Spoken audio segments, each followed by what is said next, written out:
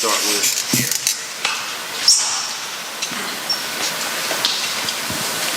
Hey, Pakk, right here in the back row. For you personally, kind of your journey and working over the past couple of years and putting yourself into a position to play, where have you grown in your game? Where have you gotten better that's given you this opportunity?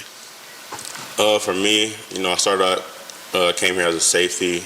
I was down here with safety, so put on a little weight my first few months here in attendance, and they wanted to try me in the box. I wasn't the fastest safety, but I could move at linebacker, so they wanted to see if I could play there from my high school highlights and whatnot. So just building on to a good role on this team that I can help my team win.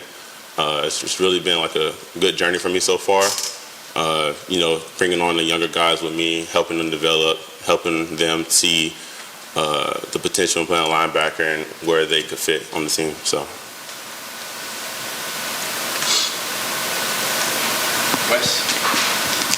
Pakk, I know last season is last season, but it seemed like in camp you were really close to being a guy who was going to get a lot of reps during the season, and there were some weeks where you didn't get them during the season. What sort of got in the way of that? Was there an injury? Were you just not playing the way you wanted to? What went on there?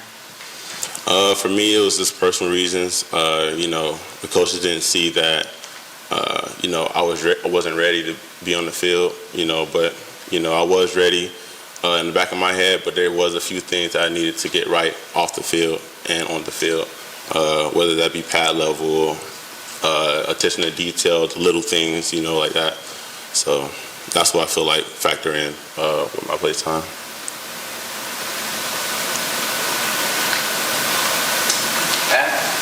And then Patrick. What part does the linebacking core have in pass coverage? Because obviously that needs to improve this year. You say it needs to improve?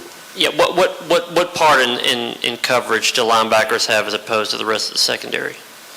We're really like the middle piece between the D-line and our DBs behind us. We kind of hold everything together, whether we're disguising as spies or with the rats and any man coverages and things of that nature. So we're just a middle piece, make sure everything stays together. We're like the glue with the defense, making the calls and things of that nature, make sure everybody's right. Pakk, what's it been like to play with your brother these last 4 years, and was that something you were pretty determined to do, given he was a little bit older than you? Was that something you wanted to do coming out of high school? Mm-hmm. My parents really wanted all of their kids to go to the same school. My parents got 9 kids, so they wanted all of us to go to the same school, so you wouldn't have to travel as far when game days would happen, because everybody plays on Saturdays in college. So my older brother went to Coastal Carolina, transferred to UNA, and now me and my brother were here.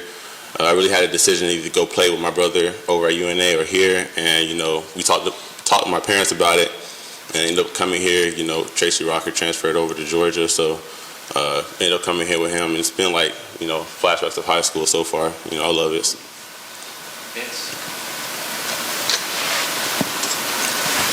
Can you share the origin of your name, Pakk?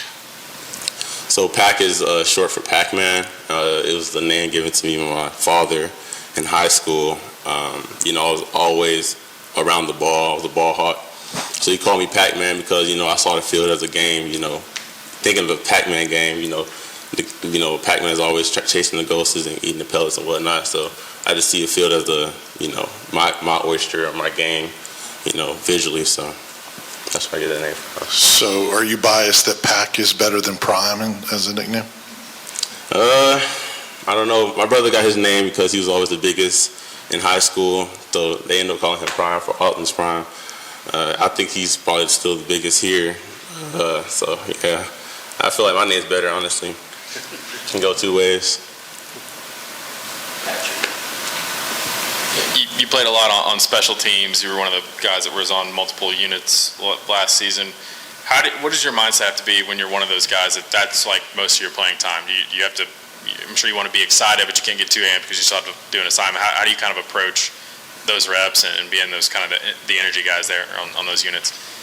Coach Eck always preaches about being that guy, and a lot of NFL teams do look at far as capability-wise, if you do play special teams, or if you're just that top first-round pick, then you're just going to be playing specifically that position that they're drafting you for. But being that guy on special teams is, it took me a minute to like learn to love it, but now I see like the true potential in it, because a lot of the things we learn and the attributes we learn in special teams, it does translate to football, and I feel like that does help my game and the other guys' game as far as position-wise, whether that be, eye stun and snag, things of that nature. So I think it all correlates to my position as a linebacker. The linebacker room now compared to maybe a couple years ago, maybe last year, it seems like there's becoming more bodies, more guys in that room like yourself that coaches can count on. How would you kind of assess the progress of that room over the last year?